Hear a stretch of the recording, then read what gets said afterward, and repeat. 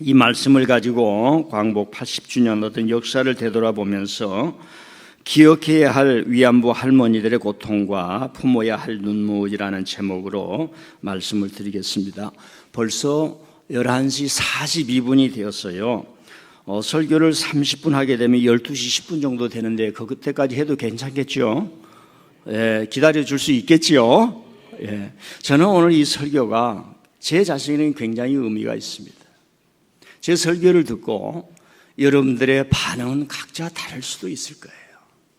그래서 우리 교회에서 목사로서 성경의 기준에서 우리가 살아온 삶의 사회와 역사를 이렇게 전달할 수 있는 다는 의미에서 저는 제 자신에게 굉장히 의미를 가집니다. 설교를 하다 보니까 준비하다 보니까 너무 길어서 다음 주에 못한 부분은 해야겠다 해서 좀 잘라가지고 왔습니다. 잘 이해해 주시고 들어주셨으면 감사하겠습니다.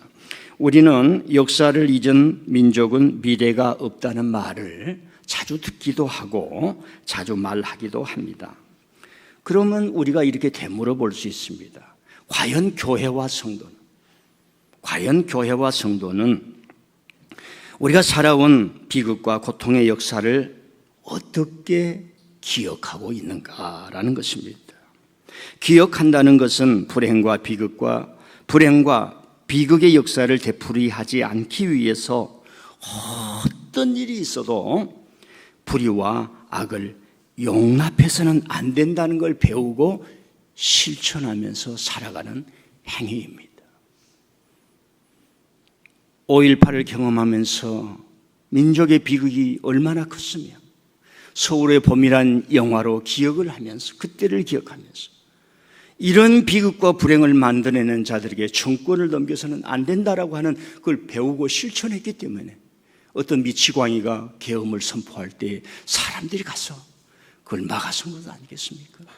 이게 대한민국 국민 아니겠습니까? 구약에서는 지속적으로 여호와께서 애굽을 치시고 홍해를 가르심을 기억했어요. 그래서 6월절이 나왔고 초실절, 오순절, 절기를 통해서 그 고통받았던 역사를 물리쳐주신 하나님을 기억했던 겁니다.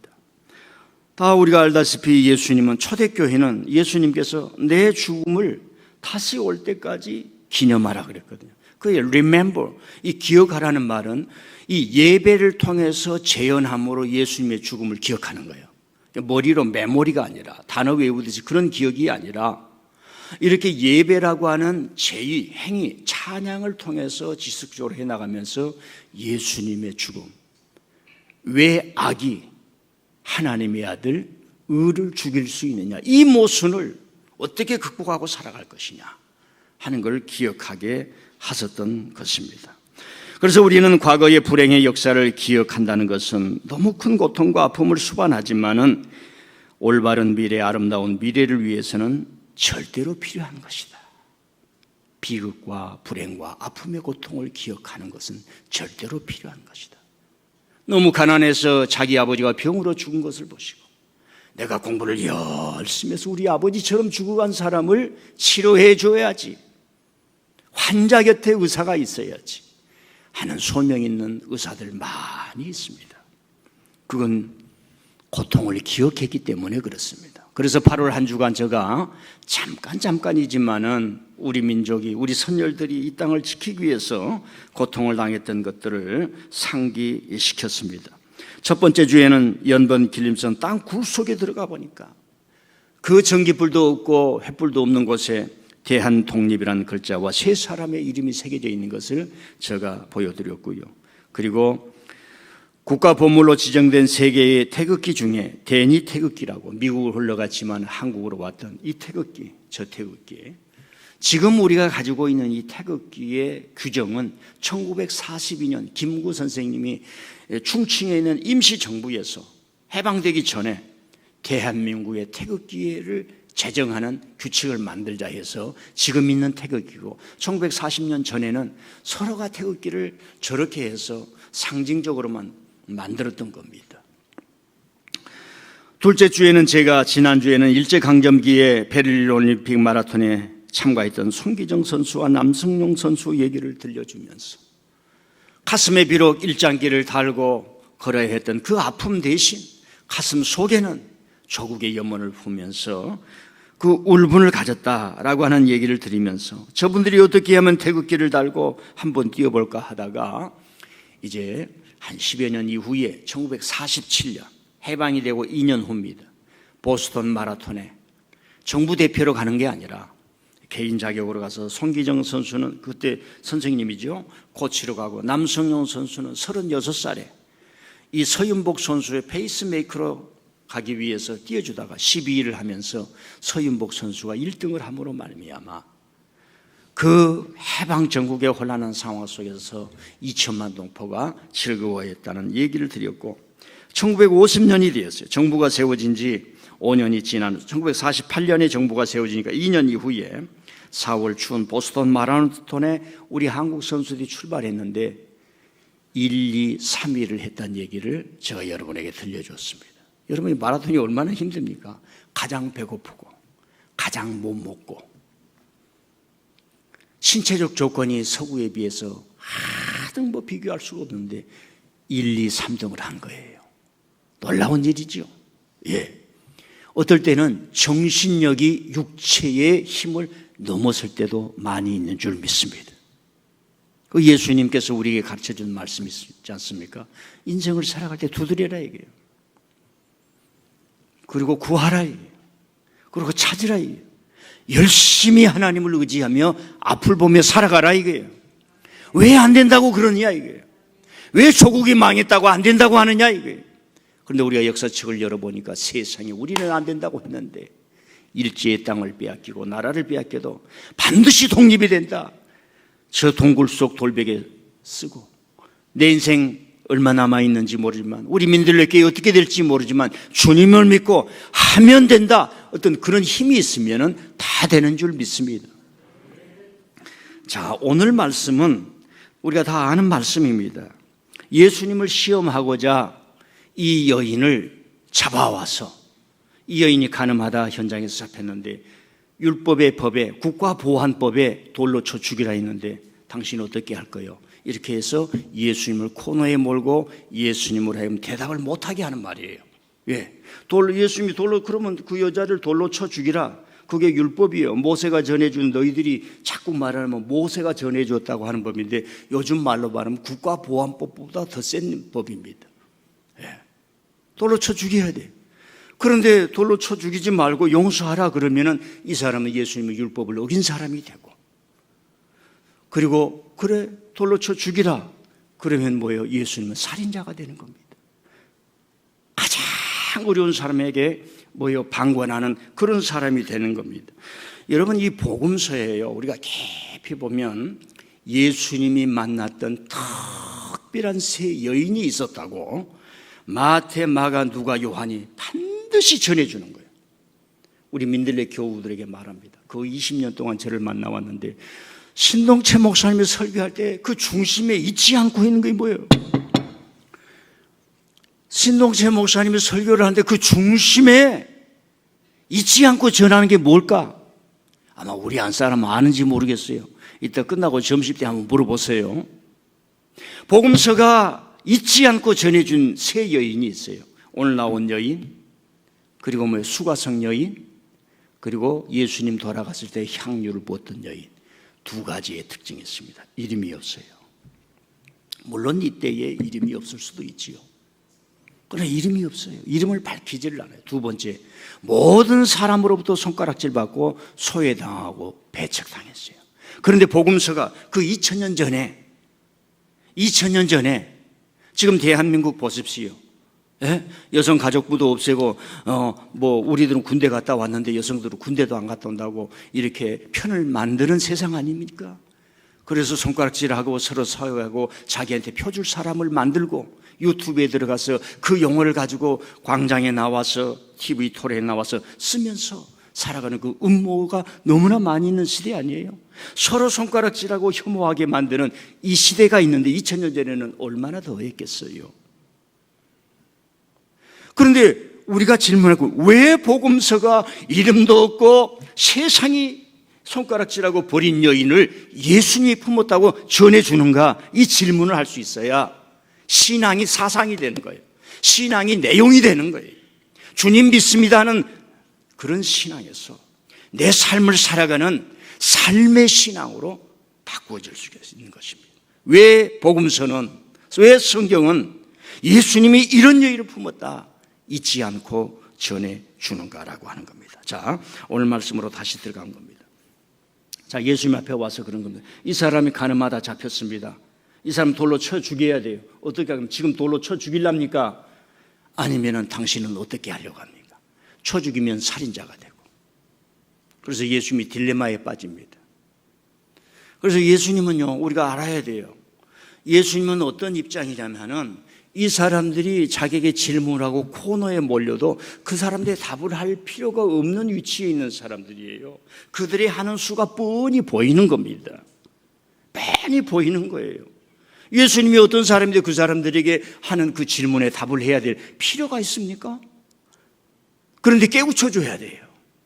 그 무지, 자기들이 옳다고 주장하는 그 편견, 자기들이 하나님의 율법을 지킨다는 오만과 교만, 그걸 깨뚫어줘야 돼요.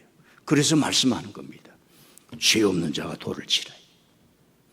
그러니까 또 어떤 사람들도 이렇게 얘기를 하네. 이 성경을 가지고 우리 중에 죄 없는 사람은, 목사님은 죄가 없습니까? 여러분, 그런 얘기가 아니에요. 이 여인을 끌고 온 너희들 자신이 죄라는 얘기예요.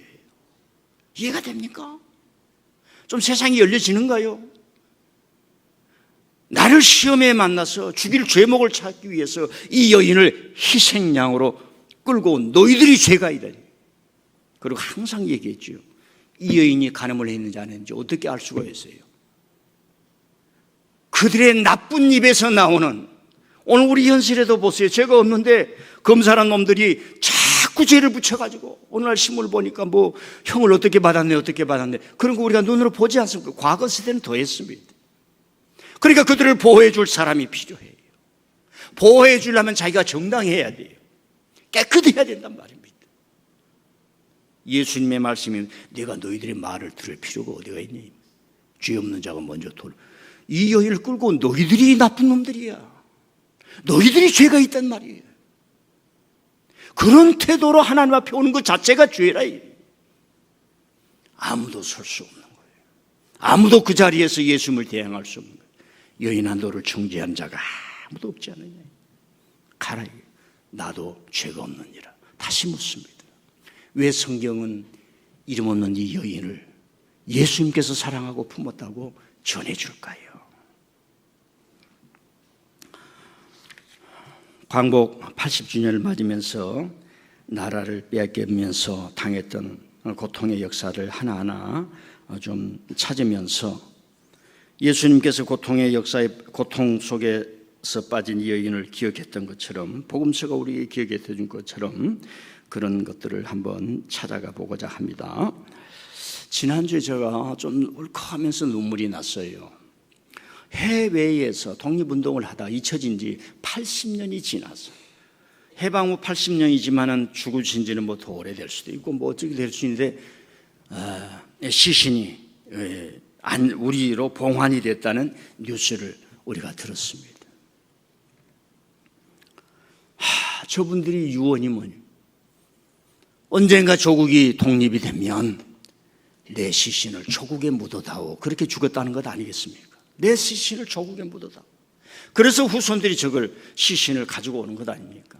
여러분, 그런 유언을 할 수 있는 사람은 오로지 조국의 독립을 위해서 깨끗하게 살았기 때문에 그 유언을 하는 겁니다. 신앙생활 열심히 해보세요. 마지막 죽을 때 하나님 내 영혼을 받아주시옵소서. 나라를 위하고 교회를 위해서 깨끗이 살아갈 때 하나님 아버지 감사합니다. 나의 영원한 고향은 천국입니다. 민들레 교회입니다. 아들아, 내가 죽는다고 걱정하지 말고, 딸아, 내가 죽는다고 걱정하지 말라. 나는 너희들을 사랑해왔고 이 가정을 사랑해왔느니라. 그렇게 말할 수가 있는 겁니다. 계속 올려줘 주세요. 하나는 홍범도 장군 유해 장면인데 제가 일부를 가지고 왔습니다. 여러분 지금으로부터 한 6년 전입니까? 2019년인가요? 그럴 겁니다. 카자흐스탄에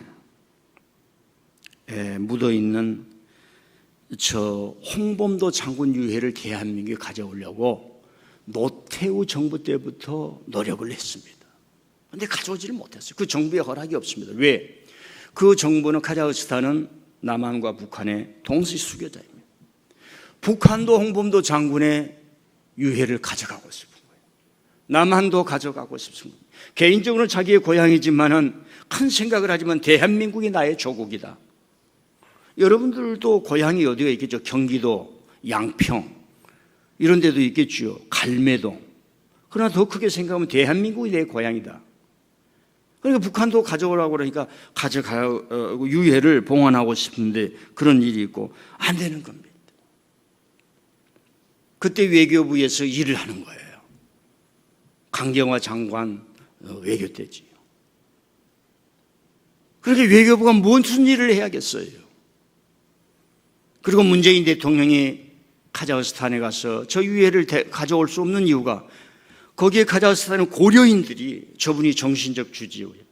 저분의 유해가 가버리면 자기들은 공허함을 느끼는 거예요. 뭔가 단결심과 뭔가 어떤 그 힘을 잃어버린 것 같아요. 한 사람 만나는 겁니다. 그리고 승인을 받았어요. 그리고 모셔왔습니다. 그리고 육사에서 기념을 했지 않습니까? 그런데 작년에 육사에서 저걸 없애니 그 짓을 누가 해요? 일본 사람들이 와서 하는 게 아니에요. 봉오동 전투 또 무슨 전투입니까? 청산이 됐죠. 그리고 그의 말년은 극장의 문지기가 되어서 살았다는 그 슬픈 이야기를 우리는 듣고 있습니다. 두 번째로 우리가 좀 광복 80전을 맞았기 때문에 역사의 한 편 한 편을 좀 기억하는 것이 필요하다 하는 겁니다. 한번 올려주세요. 편액 하나를 보여드리겠습니다. 여러분 저걸 보셨을 겁니다. 장탄 일성 선조 일본. 장탄은 크게 탄식한다면 일성 소리를 외쳐서 선조 미리 죽은 것을 조자는 죽음 조자예요. 근조할 때 일본이 죽은 것을. 그러니까 일본이 1945년도에 패망했는데 안중근 의사의 글씨입니다. 보면 저 글씨가 저 글씨 보면 정신력이 나타나죠. 벌써 좋으신 분이 있어요. 그 글에 그 정신이 나타나죠. 우리는 지금 손가락으로 움직입니다만 그래도 생각이 있는 분들은요, 가능하면 집에서 일기를 쓰면서 정자체로 10문장이라도 꼭 써보시길 바랍니다. 지금 손가락 운동으로 글씨를 쓰잖아요. 반드시 이 수기로 쓰는 시대도 옵니다. 그게 인류의 역사예요. 아날로그가 온다 이 말입니다. 여러분 30살 안중근, 32살의 안중근 의사예요. 참 저는 32살에 저런 의지와 결기와 실력과 어떤 그 큰 호랑이 같은 뜻을 가질 수 있었는가, 이런 생각을 하면서 저는 없었던 것 같아요. 장탄 일성 선조 일본, 일본이 패망한 것을 먼저 조문한다 하는 얘기입니다. 저게 30년 전이에요. 패망 30년 전. 놀라운 일이죠. 여러분 그것이 일본에서 이번에 광복 80주년을 통해 돌아온 거예요. 경기도지사 김동연 씨를 비롯해서 이분들이 광복 80주년 기념 안중근 의사 유무 귀한 프로젝트를 행하는 가운데 저게 돌아오게 된 겁니다. 다음 주는 돌아오지 못한 것 하나 제가 올려드리겠습니다. 원래 여러분들요, 1919년도 3월 1일 날 만세운동이 일어나고 1910년에 한일 병탄이 일어나지 않습니까? 1909년에 이토 히로부미를 저격을 하는 거지요. 그 저격을 하기 전에 이 안중근 의사가 대한의군을 만들어요. 대한의군, 의로운 군대란 말입니다. 참모 중장으로 맡아서 일본과 전투하다가 심각하게 패배합니다. 패배하는 건 둘째인데 자기 동료들이 너무 많이 죽는 거예요. 고통을 당하는 거예요. 방황하고 고민하다가 이분이 전투로 안 되겠구나 해서 뭡니까? 암살단을 조직을 하게 된 겁니다. 그것이 바로 단지 동맹이라고 하는 것 여러분 들어보셨을 겁니다. 그 지역이 연해주 연추 할이라고 하는 곳이에요. 11명, 자주에 11명을 모아놓고 우리가 이 독립을 위해서 전투에 패배했지만 우리가 중단할 수 없다 하면서 연설을 하고 그 자리에서 12명이 손가락을 자릅니다. 새끼 손가락을 자른 게 아니라 이 손가락, 이게 무슨 약지입니까? 금지입니까? 뭘로 잘랐겠어요? 조그만 도끼로 자릅니다. 그리고 태극기 위에 대한 독립이라는 피로 저 태극기를 씁니다. 저 태극기는 지금 어디에 있는지 행방을 알 수가 없습니다. 당시에 너무나 큰 사건이었기 때문에 32살의 안중근이라는 조선의 청년이 이토 히로부미를 살해했다는 이 뉴스가 일본 신문 기자들이랄까 일본 사진사들은 어마어마한 뉴스였어요. 그래서 많이 찍어가지고 엽서를 만들기도 하고 그 친구들이 돈방석에 앉은 친구들도 있고 그만큼 큰 사건이었습니다. 그리고 안중근 의사가 말합니다. 나는 이토 히로부미를 저격할 테니 동지들은 요주의 인물들을 암살하라 했던 이야기입니다. 제가 이걸 하면서 그래도 우리는 12명이 누구인가 한번은 기억하고 이름이라도 한번 눈으로라도 보는 게 좋겠지요. 그래서 훗날 제가 민들레 교회를 위해서 열심히 살 12명을 구합니다. 그러면 아멘 할 사람 아멘? 다시 한번 묻습니다. 아멘 할 사람 아멘? 저 사람들이 12명이에요. 그런데 12명에 대한 이름이 사실은 100% 완전하냐? 좀 의아심도 있어요. 왜? 신문을 받을 때 안중근 의사가 12명을 말하지 않았다고 합니다. 그래서 후에 살아남은 사람들을 통해서 추적을 하면서 했던 12명이에요. 그래도 그 단지 동맹, 손가락을 잘랐던 그 장소가 어디에 있는지 우리가 훗날 비행기를 타고 이리저리 어디 갈 때에 거기였구나. 좋은 호텔에 가는 것도 중요하지만 그래도 이곳을 한번 지나가면 좋겠다. 그런 것도 괜찮겠죠? 크라스키노, 지금 러시아 땅입니다. 한번 올려주세요. 저기 블라디보스토크 옆에 크라스키노, 저 지역입니다. 그리고 지금 그 지역에는 어떻게 유적이 관리되어 있냐 한번 사진을 올려주세요. 저렇게 되어 있습니다. 조그만 돌로 15개가 있는데 이토 히로부미를 저격해야 되는 분명한 이유 15가지를 상징한다고 합니다. 저런 역사들이 있습니다. 마지막으로 제가 좀 굉장히 중요하게 보여드리고 싶은 것은 한번 올려주세요. 소녀상입니다. 평화의 소녀상. 저 평화의 소녀상은 대한민국에 지금 155군데가 있습니다. 해외에는 한 15개 정도가 있습니다. 제가 오늘 예수님의 말씀, 왜 복음서가 이름 없는 이 여인들을 주님께서 품으셨다는 것을 우리로 하여금 기억하게 해주는 거예요. 그리고 전해주는 거라고 하는 겁니다. 큰 이 여인들은 일을 했다는 것이 아니라 주님의 사랑을 받고 위로를 받고 다시 살 수 있는 생애에 어떤 희망을 줬는데 전해주는 걸 생각하면서 우리는 저 평화의 소녀상을 다시 한번 보게 됩니다. 고향과 부모를 떠나 인권을 유린당하고 일생을 강탈당했던 이분들을 왜 우리는 기억해야 할까요? 그런가 하면은 저 소녀상에 끊임없이 위해를 가하고 거짓말이다가 하고 나와서 플랜카드를 가고 그 사람들이 일본 나쁜 사람들도 있지만 우리 안에 너무 많이 있다는 거. 인생에는 가라지가 있구나.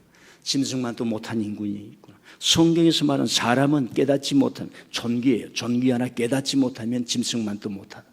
여러분 지금 다시 말씀드리면 우리 이제 신앙은 교훈이 있지 않습니까? 교훈이 있어요. 중독이 되면 짐승만도 못해집니다. 마약 중독, 성 중독, 술 중독, 담배 중독, 뭔 중독 하면 그래도 따라합니다. 중독에서 깨어나자. 근처에도 가지 말자. 안 됩니다. 중독에 빠지지 않을 사람 한 사람도 없어요. 중독에 빠지지 않을 사람 한 사람도 없습니다. 중독에 빠지지 않을 사람 한 사람도 없습니다. 주일날 우리가 와서 예배라도 드리면서 씻어내니까 감사하는 거죠. 자, 1991년도 해방이 된 지 한 46년이 지났습니다. 그때 당시에 처음으로 일본 기사가 쓴 일본 전쟁 시에 정신대라고 하는 것이 있었다는 걸 알게 된 한 여인이 있어요. 그분이 이화여대 윤정옥 교수라고 하는 분입니다. 제가 자세히 설명할 수 없어요. 언젠가 기억할게요. 그분이 해방이 됐는데 왜 내 친구들은 돌아오지 않지? 그 사람도 그분도 이 저 소녀들과 나이가 똑같아요. 자기는 아버지 때문에 안 끌려간 거예요. 내 친구들은 어디 갔지? 일생을 찾기를 시작하다가 자기가 친구 동료들 몇 사람과 함께, 그러니까 이제 처음에는 다 교회에 속한 그런 의식 있는 사람들이었어요. 한국 정신대 대책위원회를 만듭니다. 좌우지간 그 대책위원회에 전화가 왔고, 거기에서 1991년 광복절 하루 전 8월 14일 김학순 할머니가 기자회견을 하므로 나는 전쟁통에 끌려간 위안부였습니다. 기자회견을 하는 거예요. 46년 동안 이 정부는 그 사람들을 다 버렸었고, 그 사람들이 사회에서 온갖 손가락질 받으며 고통으로 살도록 방치를 했다가 1991년 화산이 폭발하듯이, 그래서 그 기자회견을 유심히 들었던 일본의 시민단체들이 정부 문서를 뒤지기를 시작했고, 한국의 여인들에게 동조하기를 시작했고, 그리고 그 다음 해에 1월 8일 첫 수요일 날 일본 총리가 한국을 방문할 때에 거리로 나가게 됩니다. 몇 사람들이 일본 총리 사과하라. 그때부터 수요 집회를 하기를 20년이 흐르면서 2011년 그 10년이 지났죠. 1000번째가 됩니다. 그때 일본 대사관 앞에 처음으로 저 소녀상을 세우게 되는 거예요. 그때는 무슨 기념비나 묘비 같은 걸 세우자 했는데 종로구청장 김영종 님이 이걸 제안한 거예요. 구청장 정도 되면 이 정도 해야 되지. 우리 구청 ARE에 있으니까 거기를 땅을 사용하세요. 이런 허락 정도는, 이런 정도는 돼야죠. 여러분들이 세상에 나가서 그런 정도는 돼야 되지 않겠습니까? 자기 모가지가 잘려지더라도 교회에 오면 하나님을 위해서 내가 뭘 해야 될 것인가 정신이 살아야 되지 않겠어요? 그래서 김석영, 김은경 부부 작가가 저 소녀상을 만들게 되었는데, 그래도 의미를 한번 보고 갑시다. 한번 올려주세요. 자, 머리가 단발머리입니다. 깨끗하게 보이지만 여러분, 저 때는 결혼을 안 하면은 머리를 긴 머리를 해야 돼요. 자기 인생이 잘려나간 거예요. 그리고 머리 뒤편에 보면은 머리가 간지르게 잘라진 게 아니라 싹둑싹 잘라요. 인생이 절단나고.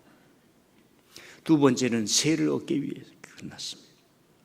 이 땅과 하늘을 나르면서 연결해주는 그 새, 살아있는 자와 돌아오지 못하는 사람들을, 그 아픈 이야기가 서로 소통하게 되길 위해서 새를 그려놓았고요.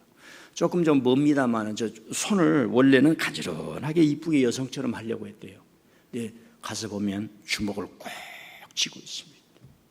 여러분 놀라지 마세요. 12살, 13살, 14살, 15살입니다. 그때 끌려간 거예요. 그리고 발 뒤꿈치가 들려 있습니다. 돌아와서도 이 땅에 편안하게 발을 딛고 살지 못했다는 것을 말하는 겁니다. 그리고 비능자가 있습니다.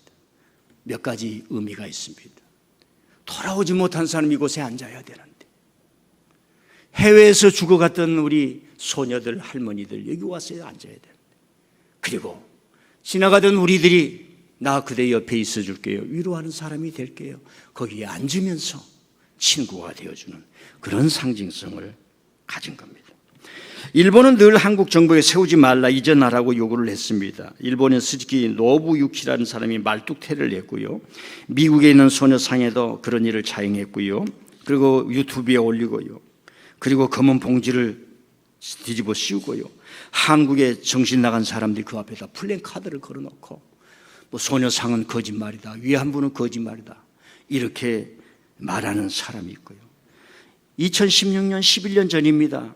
부산의 시민들이 일본 대사관 앞에 소녀상을 설치했을 때 부산구청장이 철거 명령 공무원을 대해서 밤중에 철거를 했을 때 시민들이 전화를 해가지고 구청에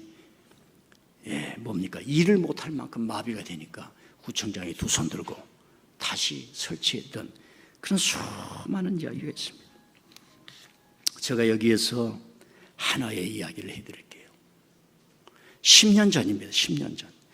2015년 8월 6일 호주 시드니 소재 애쉬필드 연합교회에 소녀상이 세워졌습니다.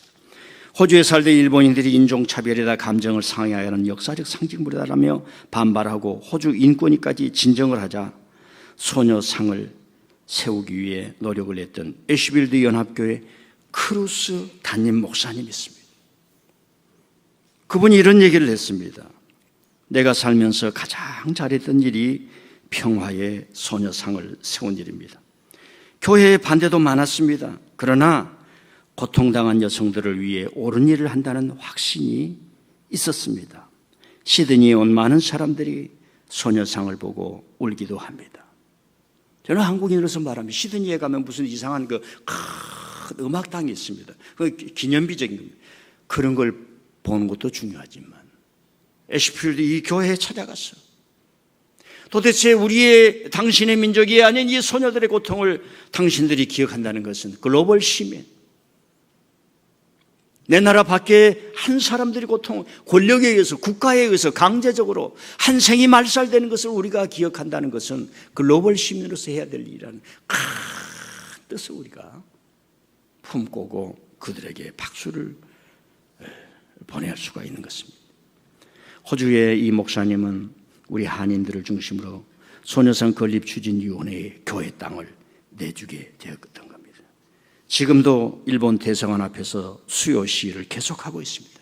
일본이 사과할 때. 그런데 지금 4명밖에 남지 않아요. 김학순 여사가 1991년 자기는 이런 고통을 당한 사람이었다. 한국은 얼마나 정신력이 낮냐면 우리가 이해를 해야 돼요. 인정을 해야 돼요. 저와 여러분이 인정을 해야 됩니다. 특히 교회는 더 인정을 해야 돼요. 여성들을 볼 때 성적 개념으로 보는 거예요. 이 위안부들에게 어떤 성적으로 무너졌다라고, 그래서 추한 여인이라는 개념이 있어요. 여러분, 폭행을 당한 겁니다. 가해를 당한 거예요. 아멘도 안 하시네요. 그건 성의 문제, 인권이 유린당하는 겁니다. 정서운 할머니의 그 고백을 통해서 잠깐이나 알 수 있어요. 그리고요, 그 위에 사진 한번 올려주세요. 사진 10번. 저 여학생들은 저 학생들보다 더 어린 나이에 끌려간 거예요. 이화 여고생들입니다. 저 학생들은 자기 고등학교, 전국에 있는 고등학교에 편지를 쓰는 겁니다. 우리가 만든 조그만 소녀상을 도서관에 놓게 해주세요. 세우게 해주세요. 저들의 목표가 100개예요. 자, 이제 우리는 질문합니다. 소녀상을 세워서 우리 누나들이, 우리 할머니들이 겪어왔던, 우리 민족의 선열들이 겪어왔던 그 고통을 오늘 우리가 품고 다시는 이런 일이 이루어지도록 악을 허용하지 말자, 범법자들을 허용하지 말자, 이렇게 살아가는 것이 옳은 일인가?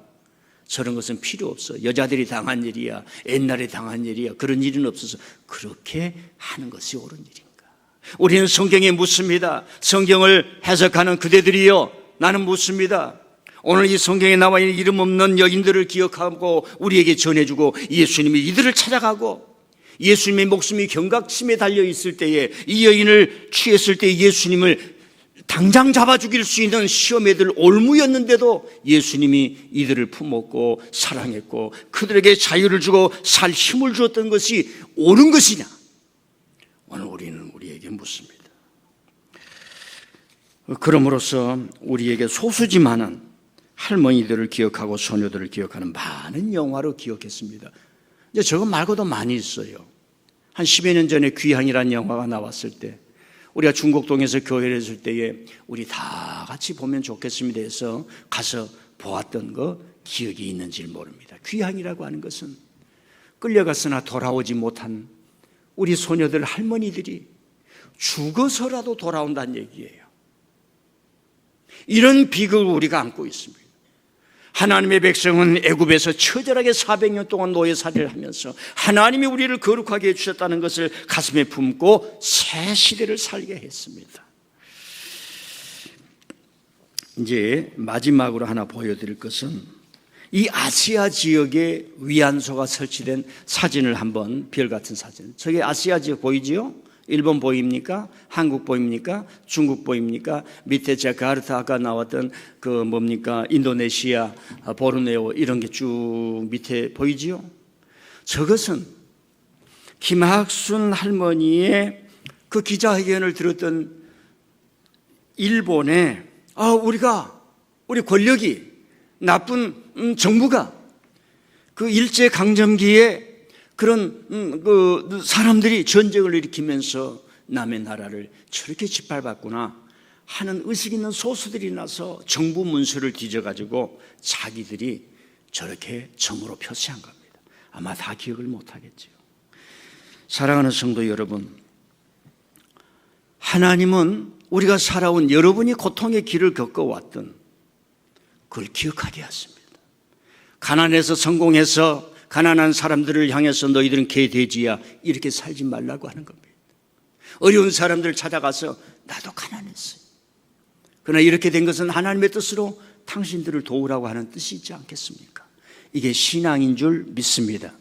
마지막으로 하나 제언을 하면서 설교를 마치겠습니다. 제가 교회 건축을 하면서 꼭 하고 싶었던 것이 있었습니다. 그것이 뭔가 하면 우리 교회에 평화의 소녀상을 세우는 거였습니다. 그런데 교회를 마무리할 때 너무나 자금에 쪼달렸기 때문에 뼈가 아플 만큼 힘들었기 때문에 꺼내지도 못하고 어느 사석에서 한번 언급만 했었지 못했습니다.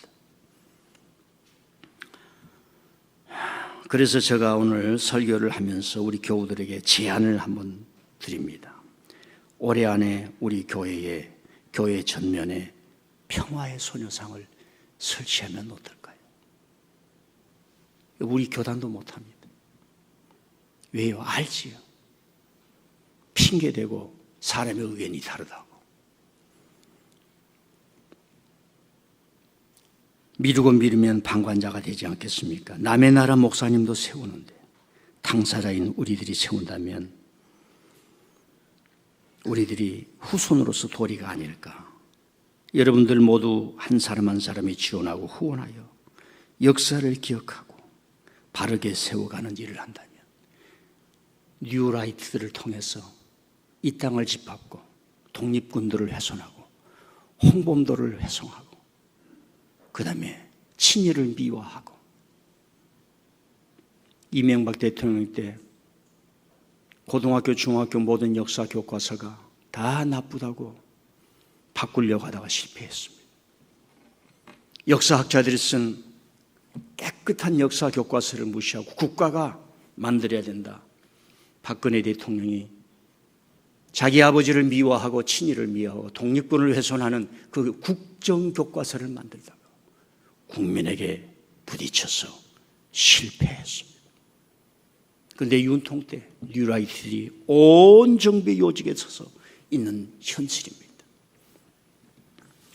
사랑하는 성도 여러분, 제 설교를 잘 들으시고 귀담아 들으시면 좋겠고 개인적으로 당회에 큰 사명과 임무를 하나 드리겠습니다. 금주 안으로 결정해 주세요. 우리가 해야 될 일이고 반드시 기억해야 될 일이고, 이 피나는 눈물을 이제는 다시 우리는 행하지 않겠다는 결의를 보이는 의미이고, 고향도 돌아오지 못한 사람들을 향한 우리들의 역사의 기억의 한 모습이 아닌가 생각합니다. 기도하겠습니다.